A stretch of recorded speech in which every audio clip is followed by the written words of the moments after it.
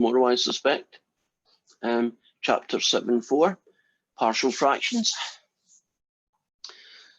So I've basically broken it down into three pieces. And these are just so that you can do the integrals of fractions, because that's what chapter 7.4 is about. Special subgroup of integrals that are fractions. And to be able to do them, we're going to use a technique called partial fractions. But before we do that, we're going to look at special integrals, do a little skill building. Something that you won't do very often, but unfortunately, for I think the two questions that you need that are there, you need to know how to do them. And then we're going to show you the thing that gets its name from, the partial fraction method. So let's get started with number one, special integrals.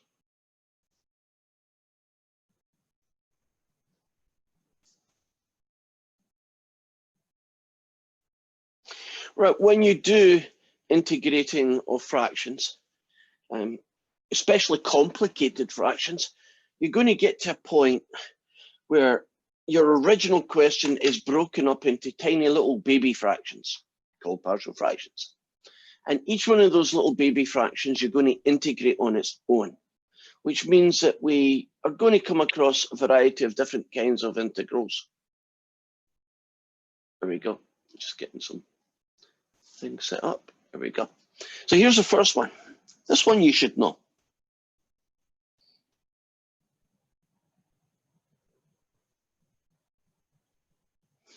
It's a standard integral. Can you remember who that guy is?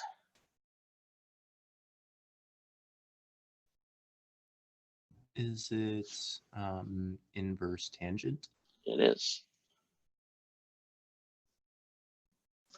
And I don't know if I really need to write this down, but do you know that that guy is this guy?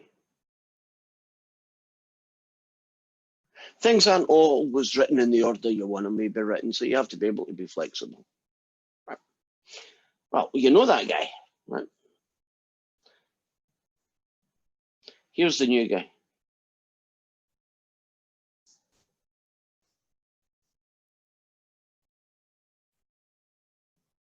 Here's another one of the new guy, and here's the last one of the new guy.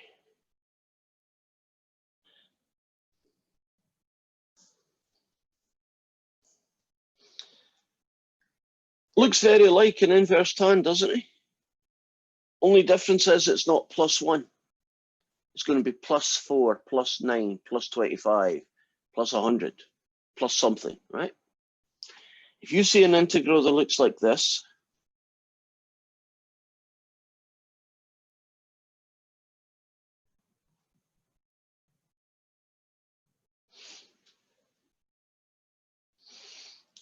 that's its antiderivative. This fella,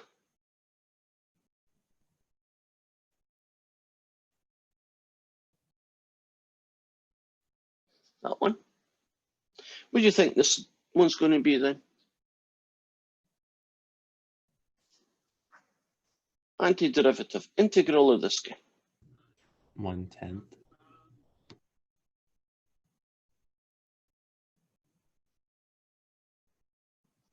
So from now on, if you ever have to do an integral that looks like these three, you're going to remember that one. So what does it look like in general? Well, if I call it x squared plus a squared, it's 1 over a, the inverse tan of x over a. Okay, so that means we've added a special new integral to our list of standard integrals. Instead of just having this one, we've now expanded it to take care of essentially what, a whole family of integrals that look very similar, right? Oh, I just thought of one.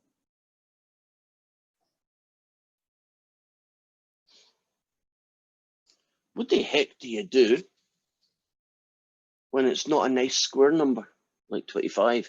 but it's a kind of awkward number like 3. What's that guy's integral going to be? Square root.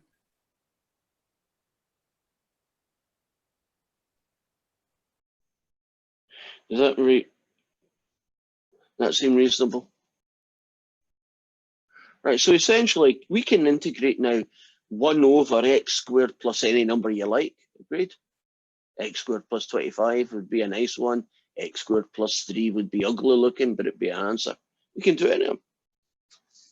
So that's our first special integral. There are only 2. Right?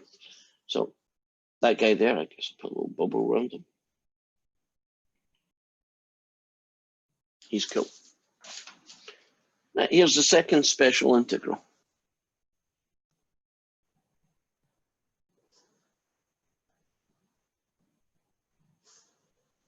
We'll start off with a guy you know, I hope. What's that guy's antiderivative, his integral? ln x. Agreed.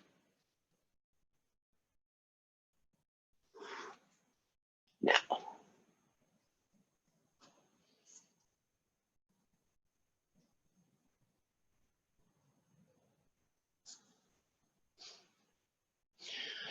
you could find the answer by doing a u sub, and the u sub would be x plus 2, and about 5 minutes from now we get the answer. Well, let me just tell you what the answer is.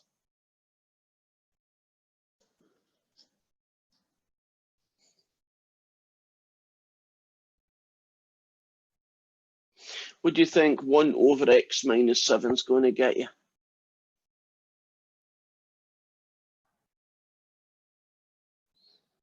Natural log of x minus 7 plus c.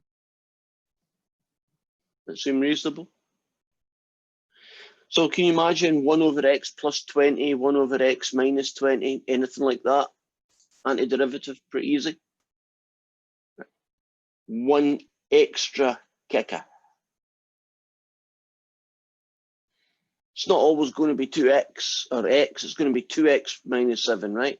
It's not always going to be x plus 5, it's going to be 5x plus 5, right? It's going to have a multiple of x's. And that counts as a special integral as well. Well, I'll tell you one piece of it that's pretty consistent. But there's a fraction that has to go here to complete it. Now, you can certainly do it by u sub. Yeah, thank you. You could certainly do all of these by u subs. But what I'm trying to do is just to reduce your workload. Can you see if you know the answer, you can do it without spending 3, 4, 5 minutes doing a u sub every time you have to do these guys. You can just say, yeah, I know him, write it down. So what would, for instance, that guy get me? Well, it would get me him. And then what would the 4x get me? 4x gets me a quarter. Let's generalize it then. 1 over ax plus b.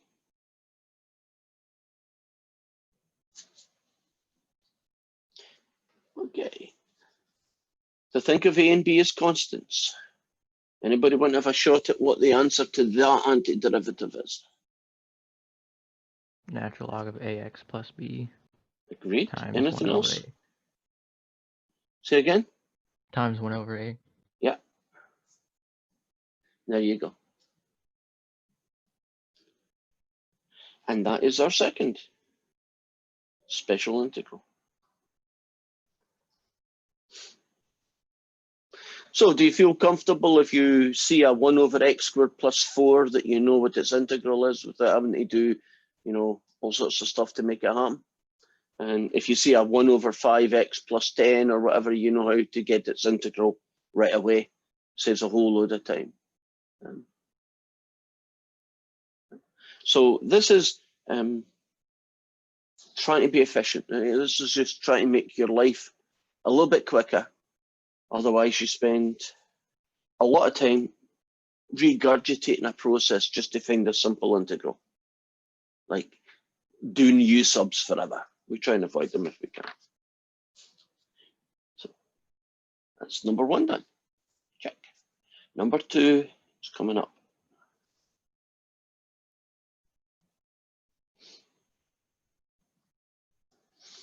I think there's only 2. At most there's 3, but that's all. But for those 2 or 3 questions, to be able to solve them, we'll have to do a thing called long division. In Math 141, that's where you would learn it. You typically say, you probably do it in one day. So if you were missing that day, that's not going to be fun, what we're about to do. And if you were here that day, you've probably forgotten, most of you, how to do it, right? So let's refresh your memory.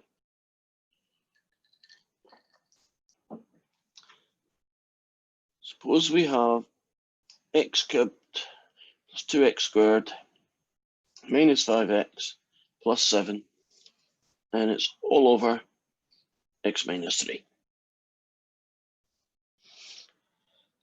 Long division takes a rational expression, a fraction, and it divides it, and it breaks it up essentially into a whole number part plus a remainder.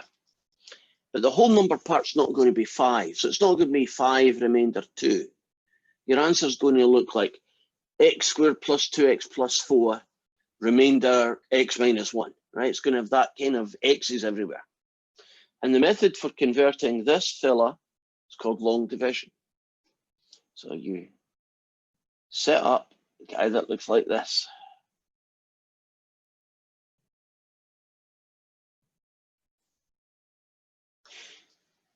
Just curious, do some of you vaguely remember this guy? Right, so hopefully there's not too many surprises. I'm going to kind of use a color scheme here. It might make it worse, but I'm trying to make it better. Got my red ready. Okay. Cover up everybody except the highest power. And you do the goes intos. Basically, what do I need to multiply x by to make it x cubed? Right, so what do you multiply x by to make it x cubed? X squared. And that goes here. You then multiply these 2 guys by x squared. So x squared times x gets you x cubed. X squared times that guy gets you negative 3x squared. Right. You put a bracket around it and you do that. What that is indicating is that you're going to subtract these terms from the top. So here goes. X cubed, take away x cubed, gone. And it should if you do it right every time. 2x squared, subtract negative 3x squared. Well, that's 2x squared, add 3x squared. Now you have 5x squared. And the other 2 terms have basically 0 subtracted from them, so they stay put. And that's us completed like 1 turn of the handle. Right? So we go back to the beginning and we redo the process.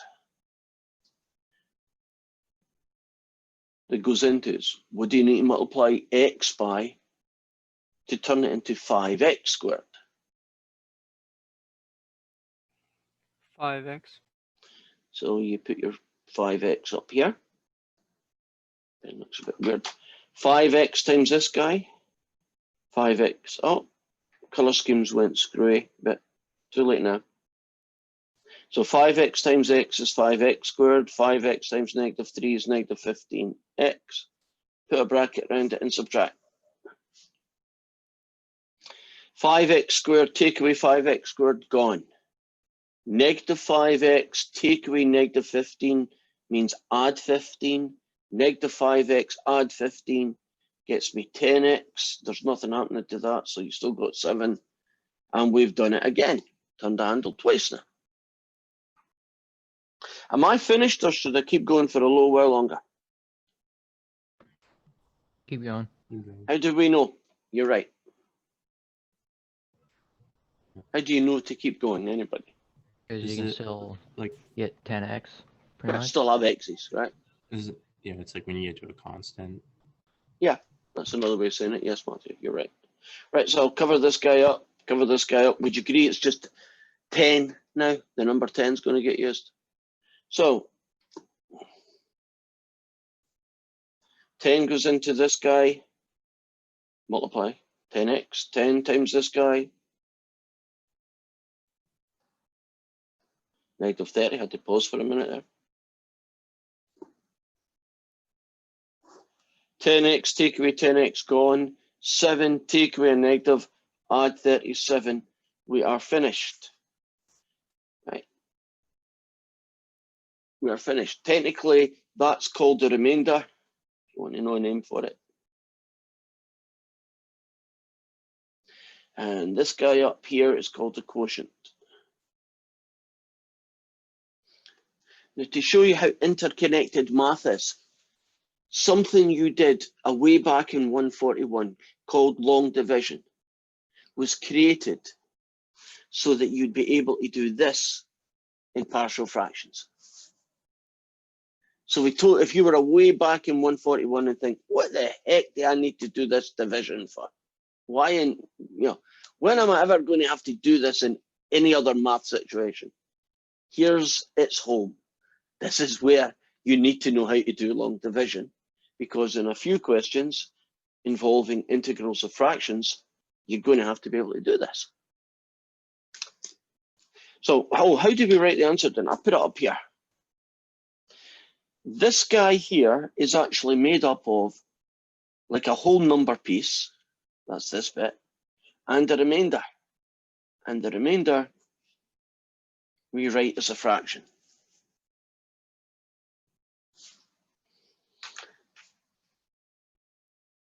Now you say, well, how can that help? Well, let's show you it helping. Suppose I stick an integral around that and do dx. Then can't I stick an integral around this guy and do a dx? Well, don't I know how to integrate all them? It's power rule. And isn't this guy just a version of the natural log of x minus 3? We've now been able to integrate one ugly looking fraction. And can you trust me, although hopefully it's obvious, you agree that that's not going to turn out with a u sub, right? A u sub is not going to help that question. Long division, on the other hand, does allow you. So you see long division as a process can help you get the answer to some integral fractions. Okay, I'm going to give you a job to do because one example is probably not enough.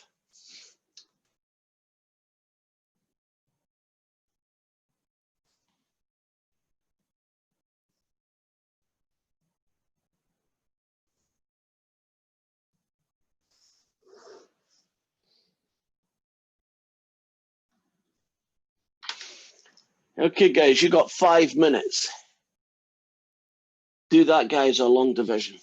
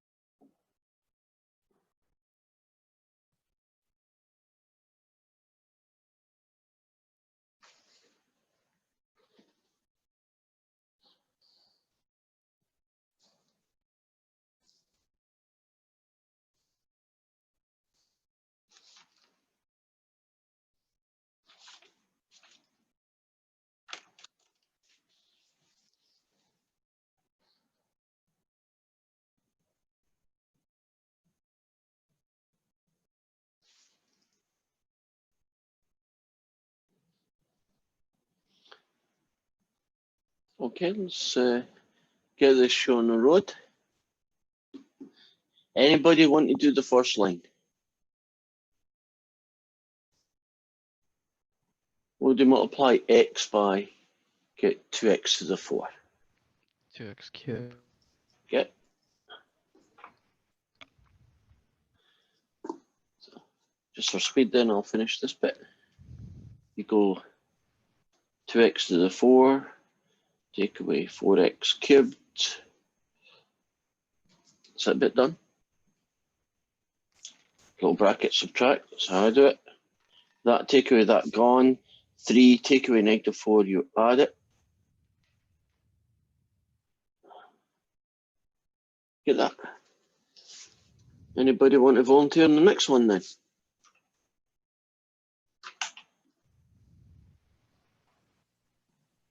Seven x squared. Go through that. You're going to get 7x cubed, and you're going to get -14x squared.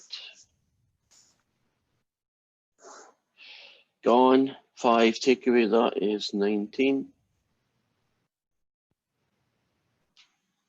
Okay. Anybody want to take in the next fella?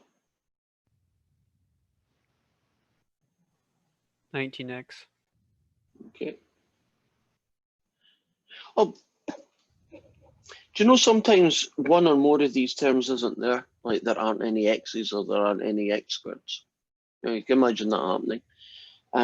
I suggest that some people actually write down 0x cubed as a placeholder, or they just leave a blank where the x cubes would live, so that you match things up. The powers are above each other, just a way of keeping everything in check. Right, well, wrong color scheme. Multiply. Subtract. That, take away that, I believe you get 37x. Take away 1. I'll do the last one. 37. And 37 times that guy gets you 37x. Take away,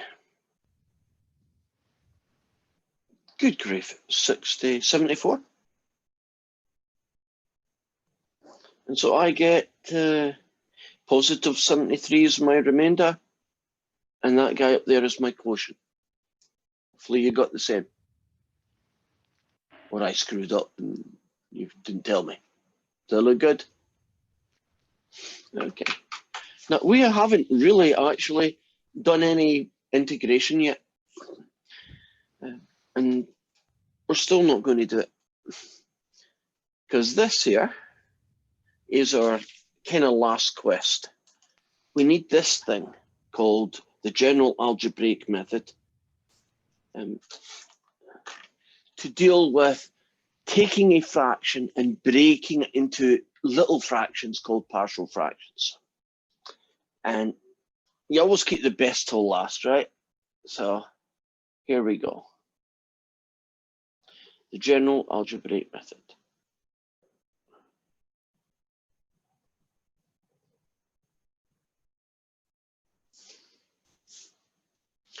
Now, before we get into this method, let's tell you a little bit about some of the rules for how you break fractions up. So,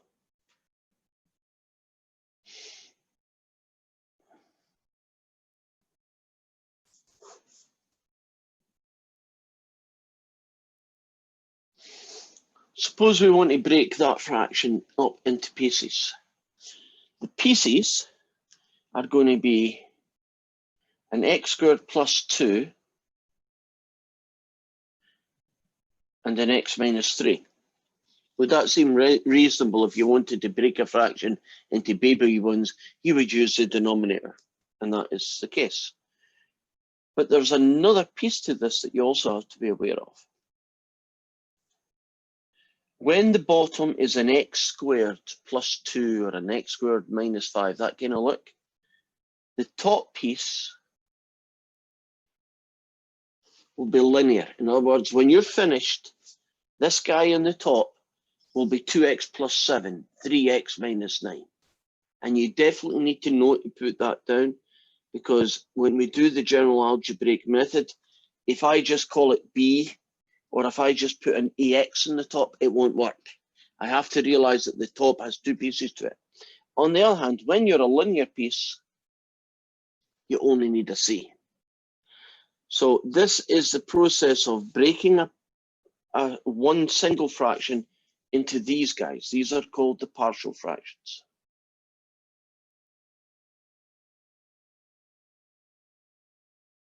Now, if I can find out what numbers A, B, and C are, the question's finished, right? But right now, we're not interested in doing that.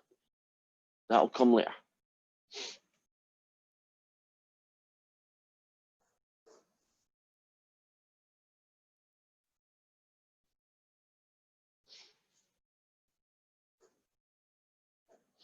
Okay, let's look at this fraction. Not too different from the one before. Would it seem reasonable that the two guys in the bottom look like that? Will these guys have an AX plus B in the top, or just an A? Will they have a single term on top or a linear term? Angle. Right, so I'll call that A, and I guess I'll call that B.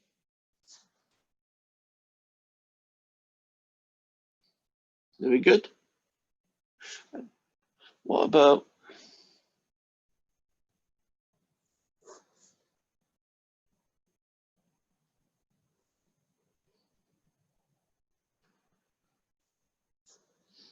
how do you think you're going to split this fraction up? It's got two pieces, but what do you think they should be?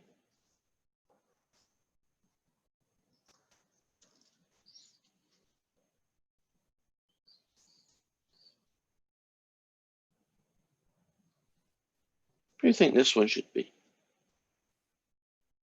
A squared plus 4. So I'll put that there. And this one, we'll call it 9. Right, let's look at x squared plus 4. What do you get if you're an x squared plus 4 on the top? Do you get two guys like this, or one guy like this? 2. What's the rule? 2. 2. So I'm going to call this guy ax plus b. And won't this guy get 2 as well? So I'm going to have to call him cx plus d.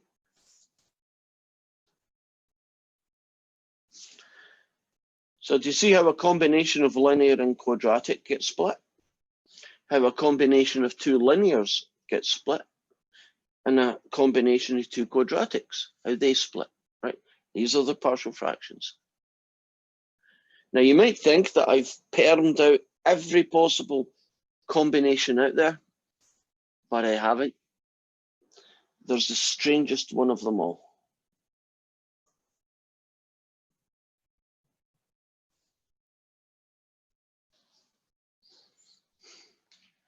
Now and again, not often, but now and again, you're going to have to deal with a fraction that looks like that. And that's the strangest, to me, that's definitely the strangest of all the combinations. Because in a way, it's kind of hard to see what it can be split into. Because it kind of looks like it's one fraction. But if I left it in that form, I'd never be able to integrate it. Right, it just wouldn't work. So this is a little weird looking, but you're just going to have to trust me. This is what you do.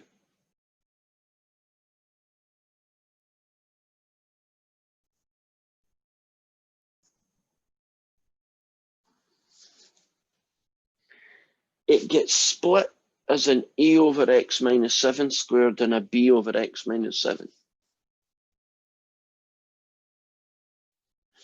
Now, once we can figure out what number a and b is, we can integrate this. That basically is a version of the power rule, and that's a log. But we will be able to integrate that.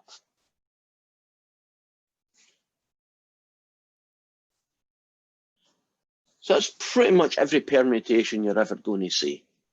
A mixture of two, all linear, all quadratic, and a linear being squared. Now, theoretically, there's a linear cubed and a linear 4, but you're never going to see them.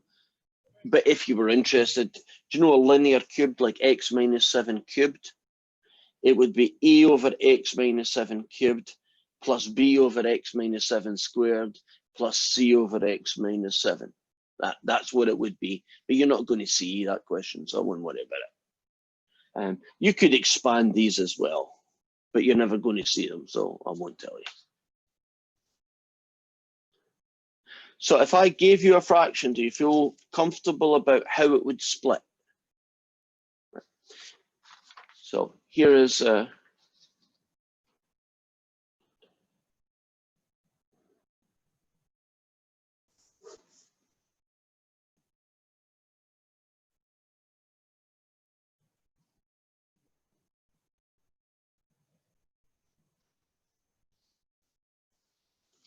how's this one going to split? 3 parts. Okay, you want to tell me what the 3 parts would be? X minus 7, x squared plus 2, x plus 1.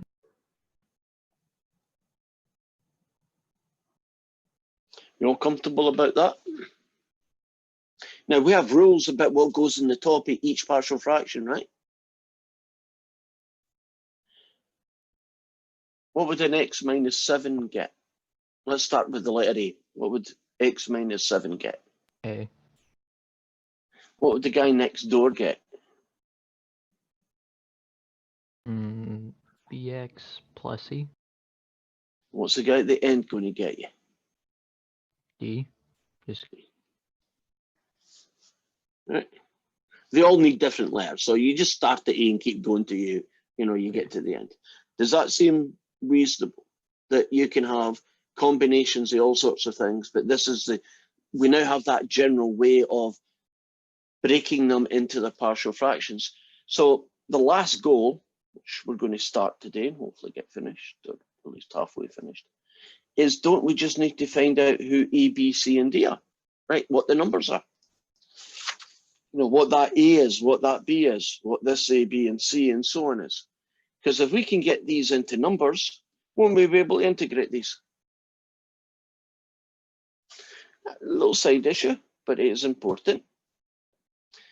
Partial fractions do not happen until that guy is smaller than this guy. So if you got an x to the 4 plus x over an x minus 1, x plus 1, God forbid they did that to you. But if they did that to you, wouldn't you first have to do this?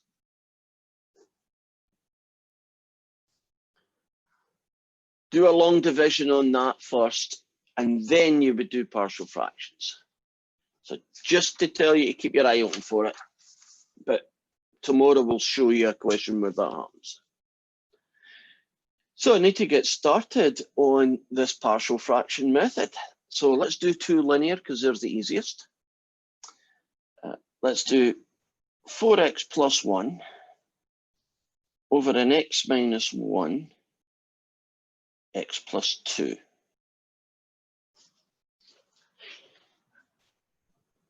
So this is our first example of the general algebraic method.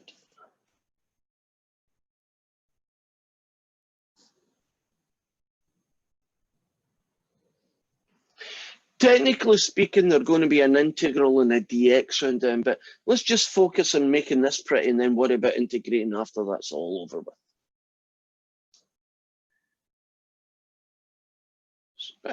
Now, step 1. Break it into its partial fractions. Well, would you agree this is 2 linears? So you're going to have this guy plus that guy, right?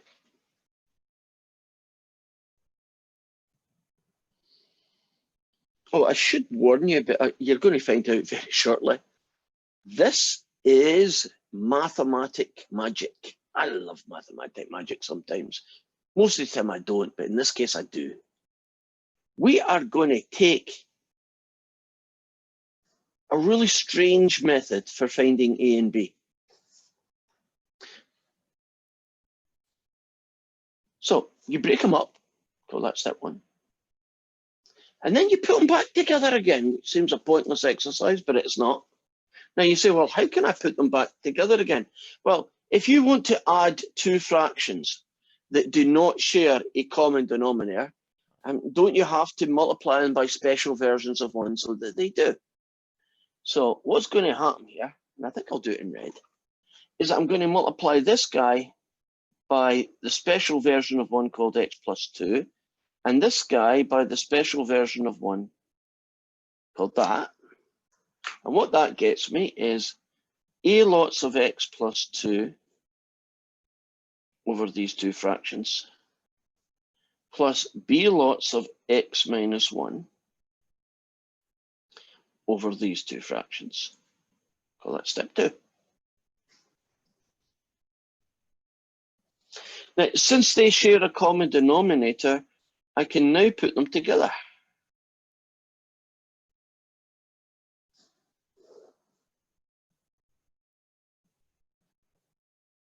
Oh, and by the way, this fellow over here is still here. It's like step 3. Fraction on the left is equal to fraction on the right. Fraction on the left has the same denominator as fraction on the right. Then doesn't that mean that the tops have to equal each other?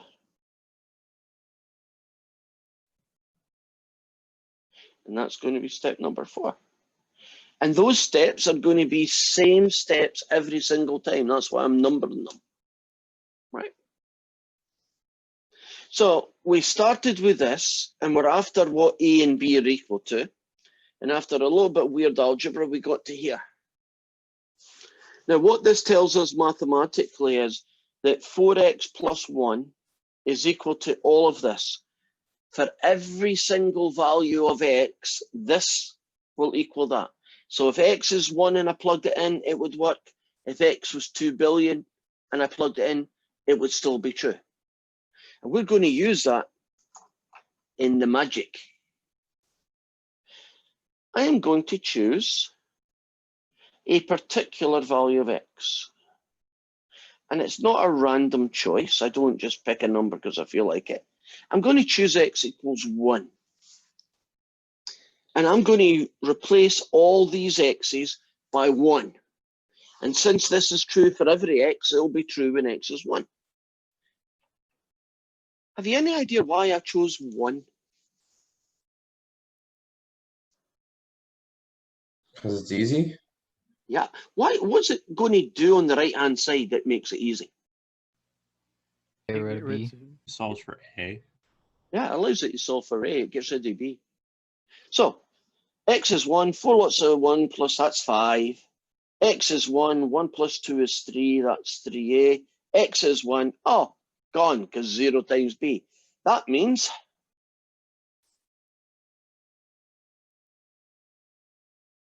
kind of magic. I now know number A. It's 5/3.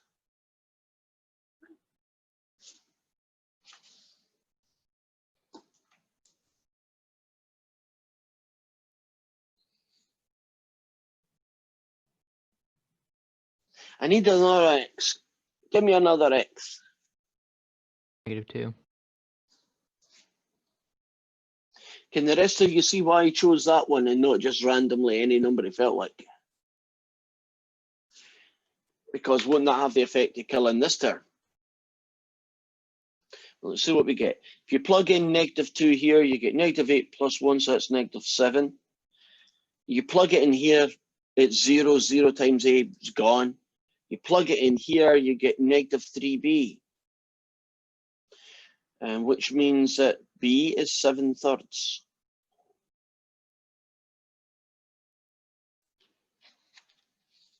So we have now done our first partial fraction.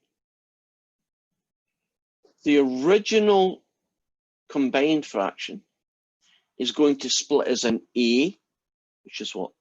5/3 over x minus 1, and a b, 7/3 over x plus 2. Now, you're typically going to integrate that guy, which means you're going to integrate that guy. This I can't integrate. This I can. Isn't this guy the natural log of x minus 1? So 5/3 of them is 5/3 the natural log of x minus 1. Isn't this guy the natural log of x plus 2 when you integrate it? So 7/3 of them.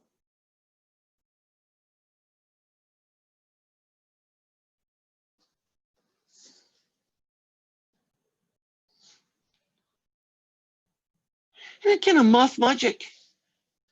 Break it apart, stick it together, figure out that the tops are equal, and then by just sneaky choices of x, find the missing a and b.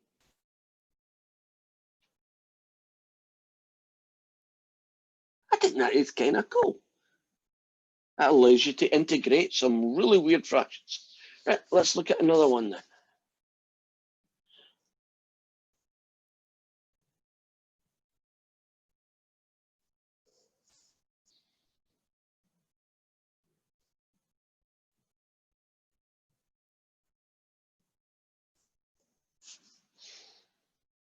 So let's assume that the question actually is that guy. Then what we're going to do is just focus on the partial fraction bit and then worry about the integration later. Okay, I have an x squared plus 4, I have an x minus 3. Would you agree this is going to split as two fractions? Now I'm going to have an x squared plus 4 guy. I'm going to have an x minus 3 guy, right? What will I stick up here above the x squared plus 4? AX plus B. And then the next letter of the alphabet, C, right? So far, so good. Now, what do I do with these? Well, I put them back together again. Put them back together again. I wish I gave myself more room. Don't I need to multiply by the special version x minus 3 for that one? And for the other one, an x to the 4, x squared plus 4.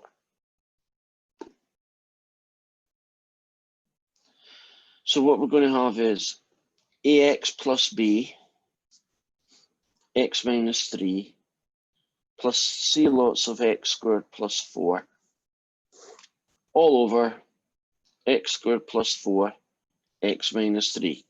Are you okay with me just skipping a line and going right into from here to here? We okay with that? Right, now do you notice that the bottoms can now disappear? And we have 2x plus 1 is ax plus b, x minus 3, plus c lots of x squared plus 4, all over, well, not all over anything, right? That's just it, right?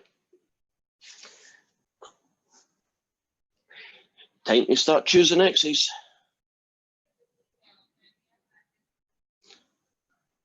The magic is in choosing good x's. What would be a good x to pick?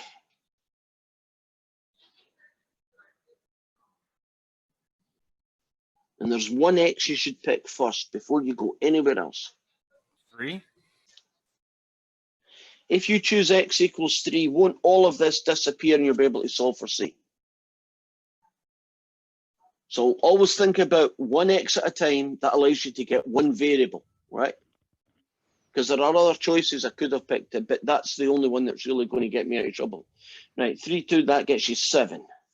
That whole lot's nothing. So what do you get? C times 13. Not the prettiest answer in the world, but don't expect nice numbers in these questions, 7/13. This is a little bit of a change. I have 2x plus 1 is equal to ax plus b times x minus 3 plus c lots of x squared plus 4. And I said, this is going to be a little bit of change. Don't I now know that c is 7/13? So when I know something, I should write it down.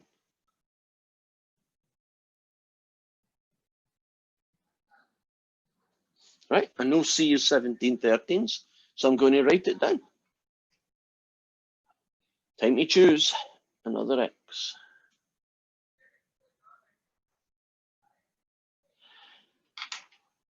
Now you better not pick X equals 3 again, because that just, you've done it, right? Forget it. You don't use it again. So I don't want to choose that. But I've got to choose an X that helps me get A or B, right?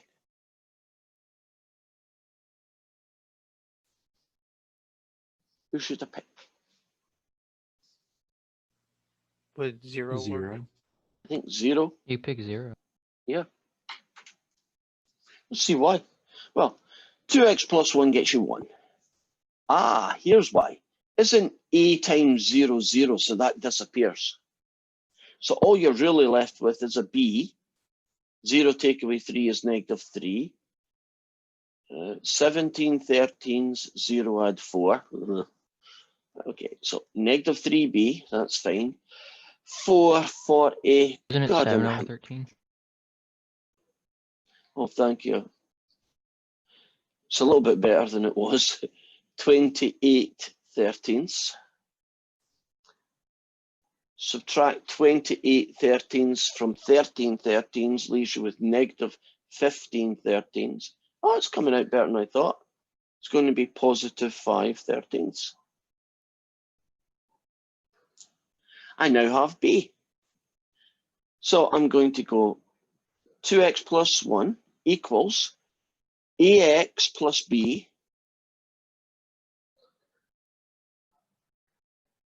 x minus 3s plus C x squared plus 4. Now we are darn close to being finished, aren't we? Don't we just need to figure out who A is? Well, it's time to choose an X. The last time that we'll need to do this.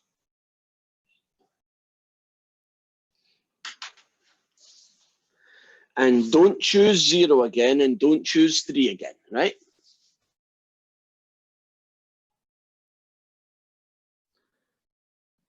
So who do you pick?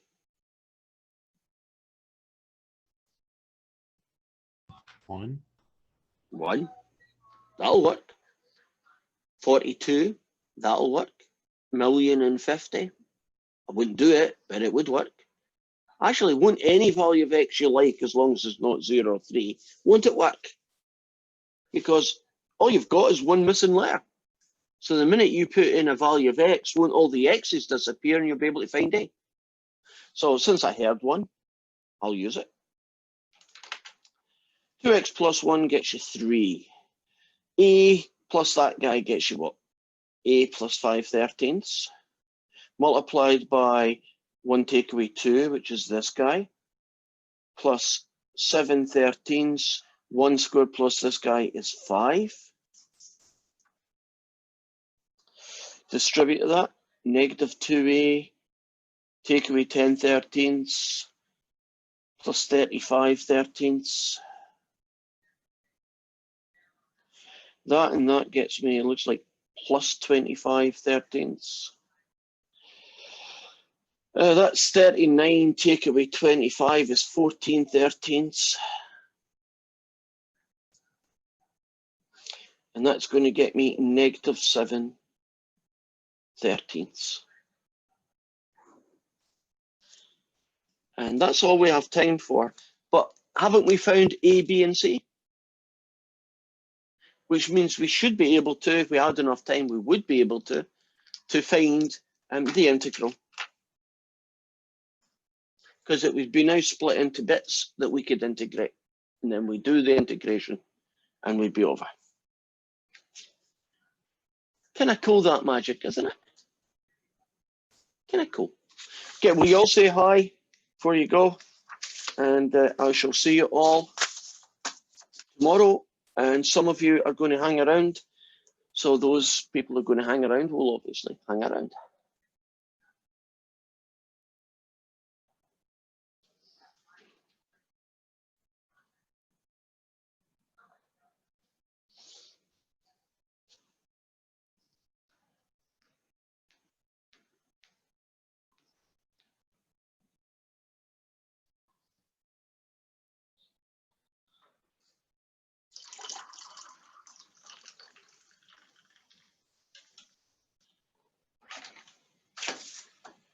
I've got more people than I think. That's fine.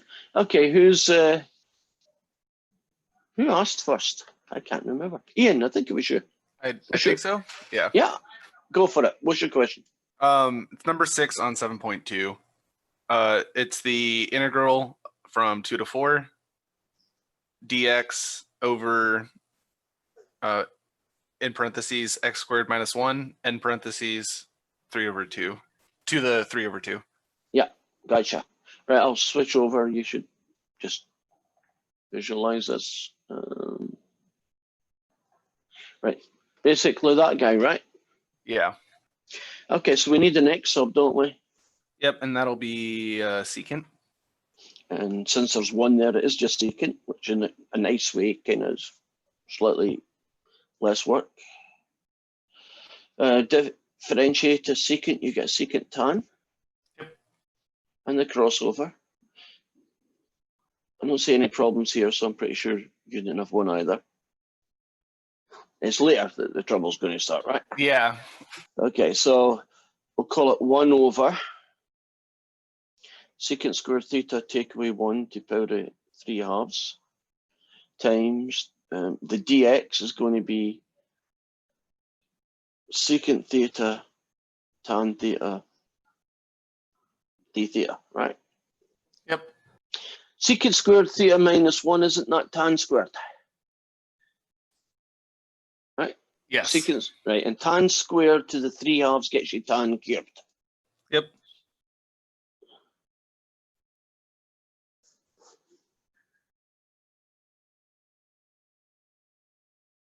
Then you'll cancel out the tangents. And then I think this is where I got lost. It's pretty good. So next I converted all of them to cosine and sine. Seems like a good idea. And if you did that, I don't know what we get. Let's find out. You get this fella, this guy, over that guy. Cancel out cosine What? on Right, each one. And you got what, a cosine on the top and a sine squared on the bottom, Yeah, and then right? I wasn't sure if I could cancel something else out or do I don't know if I U sub at this Yep. point. It's a U Oh, sub. okay. So who's the U sub going to be? Sine. Now, if you do that, it's going to turn into a 1 over U squared, which you're going to call U to the negative 2. And then, is that enough, or do you want me to keep going? I think that'll be enough. Right, you're going to get a U to negative 1. So you're going to get that guy, which is basically negative a secant when you do 1 over cosine. And then that isn't finished because you still have to build your triangle Yeah, and I have to solve for theta. and solve for theta, and then you'll plug in 2 and 4, and hopefully that's not too scary. Hopefully. Thank you. Okay, right. Another question? Ian, did you have another one? That was pretty quick. I mean, I kind of ran into the same problem at 7, which I ended up with like the integral of secant theta, and then I didn't know how to solve out of it. The integral is secant, if I got that darn thing handy, is now in our list of things that we just know the integral of. So I'm trying to find if I've still got that bit of paper where I wrote them all down. Probably not anymore. It's the kind of thing I throw away pretty quickly.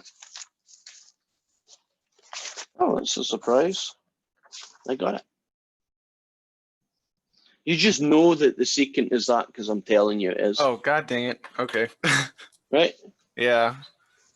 So you might want to make sure you get a kind of complete copy of this. You know, these two guys, I guess, in particular. Okay, thank you. Yeah, so beginning the secant's good because if I recollect, that's exactly what the answer to one of those questions was. So it sounds like you did everything right up to the end. Yeah, I should have written those down. Yeah. Well, you know, it's on a video. If you, Yeah, I guess I'll keep it on the screen for a few seconds. That way you can have it handy right now. Thank you. Right. I think they stick absolute values around it. I don't bother about it unless they really have been fussy. If you start plugging numbers in and one of these guys ends up being -4, well, you just turn it into 4. so you can use it in a log, that kind of thing. Okay. But typically the answers are positive anyway, so the absolute doesn't really need to be there. Okay, I got it. Thank you. Got it? Okay. Someone else got a question there? Number 9 on 7-3. Okay. What does that look like? It's the integral from 0 to 5 of the square root of x squared plus 25. X squared plus 25? Yeah. Yeah, okay. Okay, I need an X sub for that. Who are you going to use? I think if I remember, it's tangent. Show you. That one there, Yeah. right? Yeah, I think it's tangent. So it's going to have a 5 in the front because of 25. So the derivative is going to be 5 secant squared theta. And the crossover, pretty standard so far. That guy's going to be, well, basically 25 tan squared. And that guy's going to be 5 secant squared. Okay. 25 tan squared plus another 25 actually simplifies down. Simplifies down quite nicely, actually. What does it become? 25 secant squared. You know, if you do enough of these, you kind of know, don't they just turn into 25 tan squared, 25 sine squared, or 25 secant squared? You know, they always turn into a square of something, right? Tan, secant, or sine. And so that's a 25 secant squared, which becomes a 5 secant, matching with the 5 secant squared that we already have. And that becomes 25 secant cubed.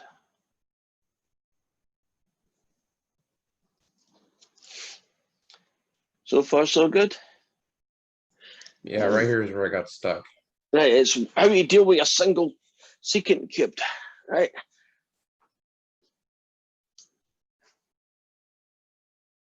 Keep this little fella handy.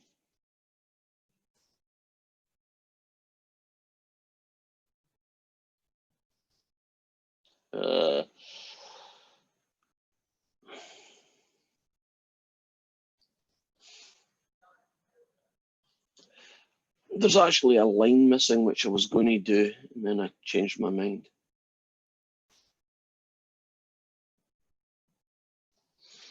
Secant squared is 1 plus tan squared.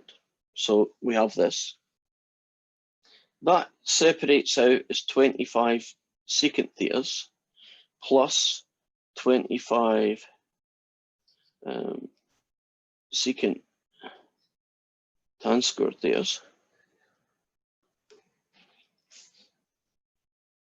Why did I do that again? Oh.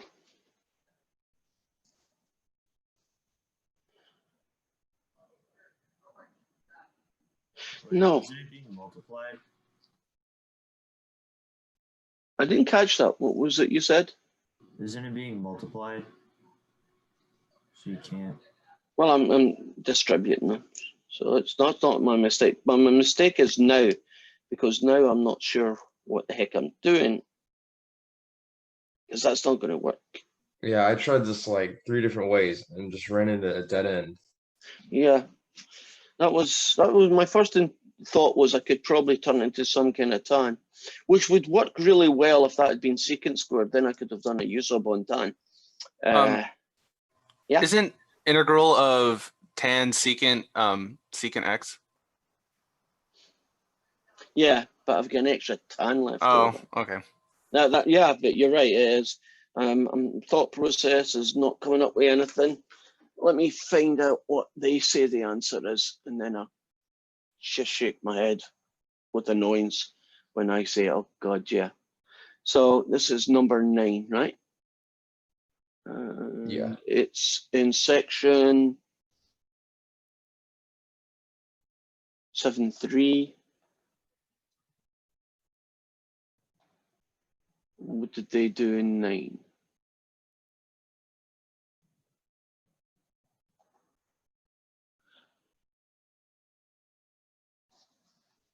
Okay. Oh, that's not right. They did my secant sequence thing.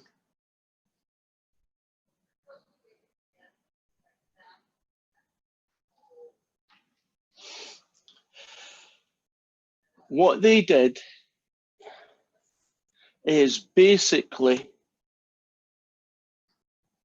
they found the answer to secant cubed by just using a table of values. So they didn't even do it.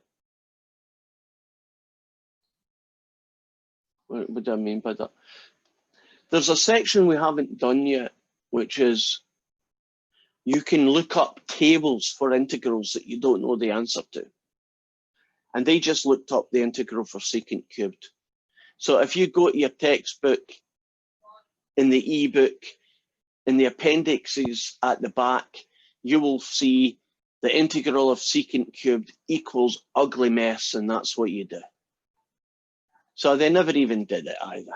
They just used table of values, which is a bit unfair because I haven't shown you how to do tables of values, because that's what the last section is. I'm going to show you that fella because I have the textbook. So let me show you where it would be, or where it should be at the end. I think it's in appendixes.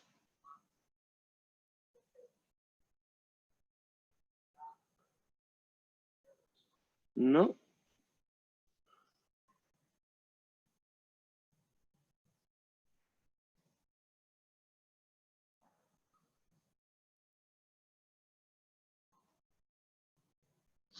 No. Where the heck is it? I will not be able to show you the answer to that because I can't find it. I do know it exists. I will show you another way of doing that.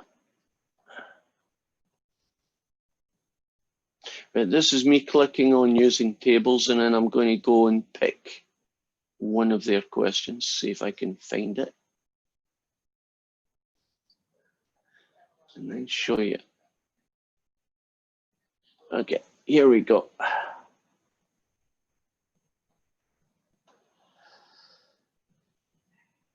Let's share screen too. Right, so this is tables of integrals. So the guy I want is x squared plus 25. Is that in this list? Oh, it's secant cubed I want. Is secant cubed in this list? Maybe in here.